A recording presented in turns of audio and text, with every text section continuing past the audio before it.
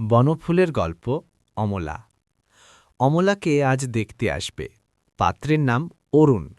নাম শুনেই অমলার বুকটিতে যেন অরুণ আভা ছড়িয়ে গেল। কল্পনায় সে কত ছবিই না আঁকলে।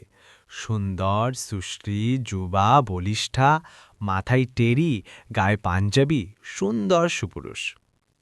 অরুণের ভাই বরুণ তাকে দেখতে এলো। সেটাকে আড়াল থেকে দেখে ভাবলে, আমার ঠাকুরপো। মেয়ে দেখা হয়ে গেল, মেয়ে পছন্দ হয়েছে। এ কথা শুনে অমলার আর আনন্দের সীমা নেই।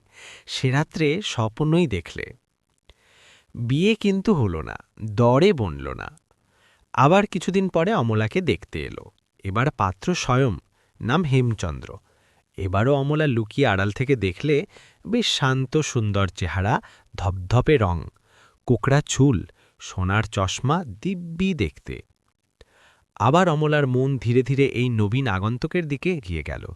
ভাবলে, কত কি ভাবলে। এবার দরে বনল, কিন্তু মেয়ে পছন্দ হল না। অবশেষে মেয়েও পছন্দ হল, দরেও বনল, বিয়েও হল। পাত্র বিশ্বেশ্বরবাবু, মোটা কালো গোলগাল হৃষ্টপুষ্ট ভদ্রলোক, বিএ পাস, সদাগরি আপিসে চাকরি করেন।